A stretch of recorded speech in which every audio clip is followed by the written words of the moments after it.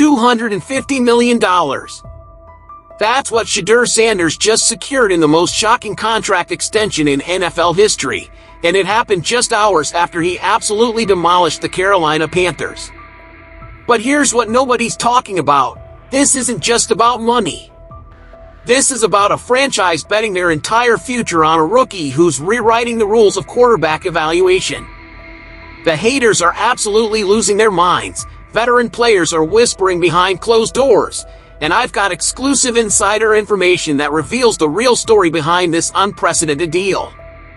By the end of this video, you'll understand why this contract could either be the smartest move in Cleveland Browns history or their most expensive mistake. And trust me, what I'm about to reveal about the locker room drama will shock you.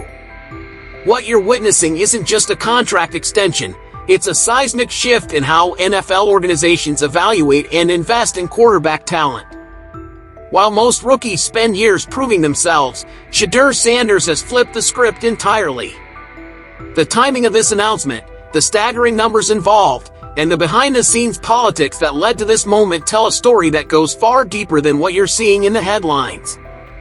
I've been tracking this situation since draft day, speaking with sources inside the organization, and what I've uncovered reveals a calculated gamble that could reshape the entire league. We're going to break down exactly what happened in that Panthers game that triggered this massive payday, expose the locker room tensions that nobody's talking about, and reveal why some of the biggest names in football are calling this deal either genius or insanity.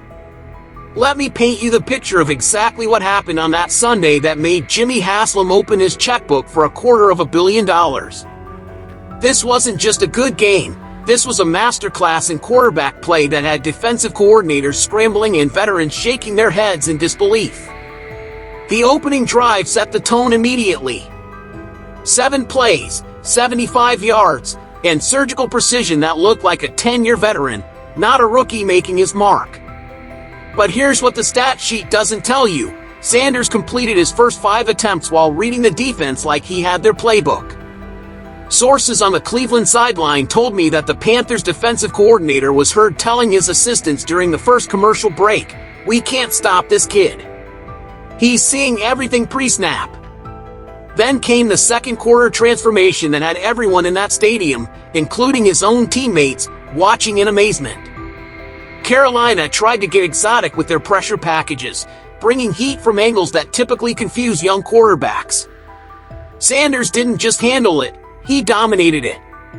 He started audibling at the line, waving off his offensive coordinator's calls and implementing a no-huddle tempo that had the Panthers defense gasping for air. 9 consecutive completions. 2 touchdowns. And here's the kicker. Panthers defensive backs were literally arguing with each other on the field, each claiming the other blew their assignment, while Sanders systematically picked apart every single weakness in their coverage. But the moment that sealed his fate and his contract came in the third quarter. The Panthers had made halftime adjustments, implementing robber concepts and disguising their rotations. Most rookies would panic. Sanders? He identified every single adjustment before the snap. Hard count on first down, drawing them offside. Check to perfect protection on second down, hitting the hot route for 15 yards.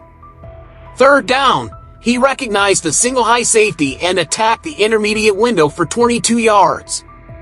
Fourth down, touchdown. That sequence lasted exactly 3 minutes and 40 seconds, and the Panthers never recovered. Their defensive players were reportedly telling each other after the game, "He knew everything we were doing. Every check, every rotation, every disguise. It's impossible." The final numbers, 24 completions on 31 attempts, 3 touchdowns, 0 interceptions, don't even begin to capture the complete dominance we witnessed. One offensive lineman supposedly declared at halftime, "This ain't rookie football." Kids playing like a 10-year veteran. Veterans who had been skeptical were suddenly believers, and the coaching staff knew they had something special. By the time that final whistle blew, with Cleveland having systematically dismantled Carolina 37-7, the decision was already made. This wasn't just a good performance, This was a statement game that announced the arrival of a generational talent. And Jimmy Haslam wasn't about to let that talent slip away. Now let's talk about the numbers that have the entire NFL world buzzing, and some people absolutely furious. $250 million guaranteed, with performance incentives that could push the total value toward $300 million. But here's what makes this deal truly revolutionary. It's not just the size, it's the structure and the speed at which it happened. According to multiple sources with direct knowledge of the negotiations, this wasn't some impulsive decision made in the euphoria of victory. The groundwork had been laid for months, with front office personnel compiling extensive analytics that went far beyond traditional statistics. They weren't just measuring Sanders' arm strength or completion percentage, they were tracking leadership metrics, teammate performance elevation, practice consistency, and film study dedication. Every measurable indicator suggested franchise cornerstone potential, and Sunday's performance simply provided the public validation for what the organization already knew internally. But here's where it gets interesting and controversial. General Manager Andrew Berry initially proposed a modest bridge deal, following the standard developmental timeline that most rookies experience. That's when Jimmy Haslam personally intervened, overruling his conservative front office and demanding immediate contractual security. Sources tell me Haslam's exact words were, "Pay him whatever is necessary. This kid represents our future." The contract structure itself is fascinating and reveals a revolutionary approach to quarterback deals. Rather than the guaranteed disasters that have haunted salary caps across the league, this is heavily incentive-based. Base salary remains modest initially but escalates dramatically through performance benchmarks, including playoff appearances, division titles, and personal accolades. It's essentially betting that Sanders continues his current trajectory. If regression occurs, Cleveland maintains flexibility. If dominance continues, both parties benefit massively. Financial analysts studying the structure are calling it a potential game-changer for how teams approach quarterback contracts. Instead of guaranteed money becoming dead weight, this rewards actual achievement. But here's the controversial part. It also sets a precedent that has other quarterbacks and their agents absolutely livid. Multiple established starters have reportedly contacted their agents expressing frustration about the precedent. One veteran quarterback told his teammates, "If a rookie gets $250 million after one game, what's my value?" Another supposedly messaged his agent, asking, "This destroys the entire market. Has ownership lost their minds?" The jealousy extends beyond quarterbacks too. Star receivers are questioning why offensive players receive preferential treatment, while defensive stars are wondering about pay disparities. Sanders' extension has created ripple effects throughout the entire economic ecosystem of professional football. But perhaps most telling is the urgency behind the deal. Sources reveal that Sanders' representation had subtly indicated other organizations were monitoring the situation, prepared to offer ownership stakes and marketing opportunities in unprecedented packages. Haslam recognized he had a narrow window to secure Sanders affordably, and by acting decisively, Cleveland prevented what could have been a catastrophic bidding war. The message this sends league-wide is crystal clear. Cleveland believes Sanders transcends typical quarterback evaluation, and they're willing to bet the franchise on that belief. While the public celebration looks unified, my sources inside the Cleveland facility paint a much more complex picture of how this massive contract extension is being received behind closed doors. The locker room dynamics reveal fascinating tensions that could either fuel championship success or create destructive divisions. The immediate reaction was electric, veterans openly celebrating, young players recognizing the franchise trajectory shift, and coaching staff collectively exhaling. Myles Garrett reportedly addressed the entire team, saying, "Y'all are witnessing history. This organization just committed to winning. No more excuses." Championship expectations begin immediately. The defensive captain's endorsement is particularly significant considering Cleveland's previous quarterback controversies, and sources tell me Garrett approached Sanders privately, embracing him and whispering, "You earned this. Now let's earn rings together." But beneath this public unity, jealousy simmers like a poison waiting to spread. Multiple sources claim certain unnamed players are expressing private frustration about the contract size, timing, and precedent it sets. One veteran receiver reportedly questioned why Sanders receives an immediate extension while others wait years proving themselves. A defensive player supposedly told his position group, "Ownership picks favorites. The rest of us are just employees." These whispers are circulating through the facility, creating subtle but dangerous tension. The dynamics are particularly interesting considering Sanders' rookie status. Traditional hierarchy suggests veterans receive preferential treatment, but Sanders' extension obliterates conventional progression entirely. The practice dynamics have shifted noticeably since Monday. Sanders is receiving first-team repetitions exclusively, with backup quarterbacks relegated to afterthought status. Coaches are designing specific packages highlighting Sanders' strengths, and installation periods focused entirely on concepts maximizing his comfort. The preferential treatment is obvious and creating awkwardness that veteran players are definitely noticing. Running backs are particularly frustrated with the philosophical shift. Sanders' success enables a pass-heavy approach that marginalizes the traditional ground game. During the Carolina victory, Cleveland attempted merely 18 rushes. The running backs coach is reportedly frustrated with reduced rushing attempts, and one running back supposedly complained about reduced touches, questioning whether the offense is becoming too pass-heavy. Meanwhile, defensive players are experiencing mixed emotions. They appreciate the victories, and how Sanders' ability to control games reduces pressure on them to perform perfectly. But they also recognize that attention is shifting entirely toward the offense, making their achievements footnotes in the Sanders narrative. Myles Garrett recorded 2 sacks Sunday but was barely mentioned post-game. Denzel Ward's interception was overlooked. One defender supposedly told his position coach, "We're becoming the supporting cast. This is Shedeur's team now." The most telling aspect of Sanders' character is how he's handling this potential powder keg. Following the extension announcement, he reportedly addressed the team briefly, "I appreciate the organization believing in me. This changes nothing. We've got work to complete." No elaborate celebration, no social media proclamation. He simply returned to the film room to begin Minnesota preparation. Veterans privately express amazement at his maturity. One supposedly said, "Most kids would be planning spending sprees. He's studying blitz tendencies." This level-headed approach might be exactly what's needed to navigate the complex dynamics his massive contract has created. The national reaction to Sanders' extension has been nothing short of explosive, revealing deep divisions in how the football world evaluates young talent and organizational decision-making. The criticism has been particularly venomous from certain corners, while others are scrambling to revise their previous assessments. Former players are flooding the airways with criticism, declaring the extension too early and calling Sanders an unproven commodity. One Hall of Fame quarterback supposedly texted a prominent analyst, saying, "Cleveland just guaranteed money to potential rather than production." Dangerous precedent.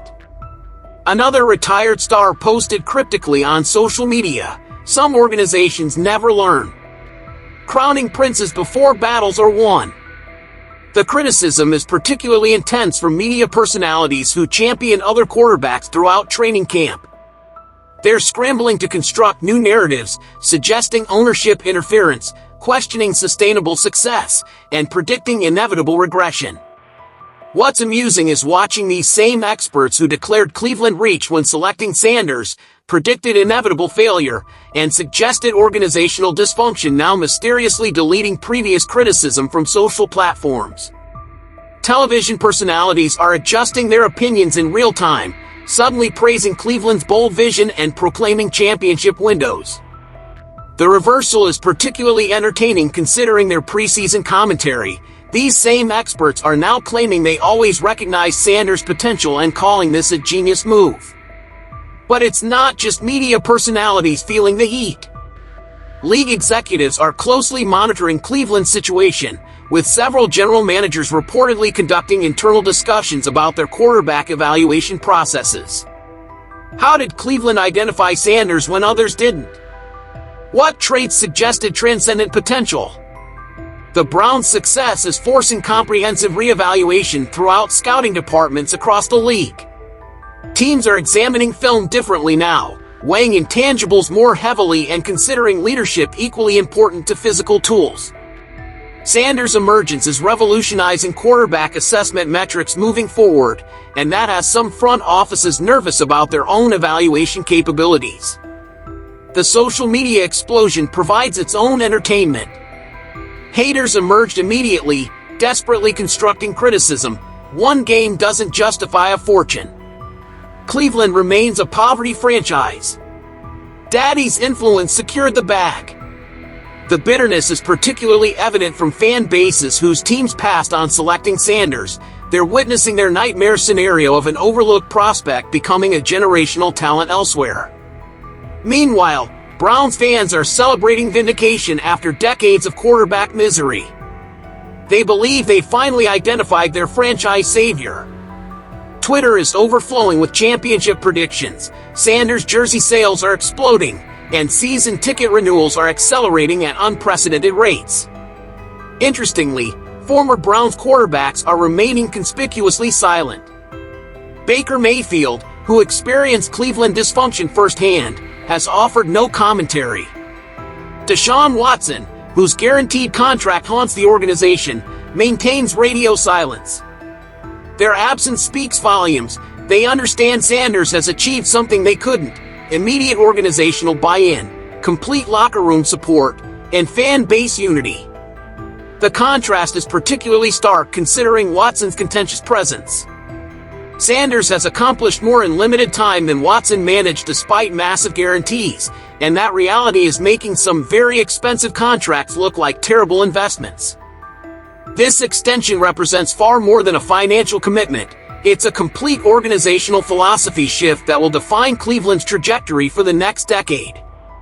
The implications extend into every aspect of how this franchise operates, from draft strategy to free agency to championship expectations. The immediate impact is already visible in how the team approaches roster construction. Cleveland now possesses the flexibility to be aggressive at the trade deadline, adding weapons and strengthening protection to support Sanders properly. Potential targets are emerging immediately: elite receivers seeking contenders, veteran linemen providing insurance, and defensive pieces that could push this team over the championship threshold. The extension signals an aggressive approach and willingness to spend toward maximizing their championship window. Other organizations recognize Cleveland's seriousness, which could potentially inflate asking prices as teams know the Browns' desperation to support their $250 million investment. But it also makes Cleveland an attractive destination for veterans seeking rings. Players want to join organizations committed to winning. From a developmental standpoint, the pressure on Sanders is now immense but potentially beneficial. Great quarterbacks thrive under pressure, and the financial commitment ensures he'll receive every resource necessary for success. The organization can't afford for him to fail, which means unlimited access to coaching, technology, and support systems that will accelerate his development. The coaching staff dynamics are fascinating to watch evolve. Kevin Stefanski faces the delicate balance of maintaining team harmony while maximizing Sanders' obvious talents.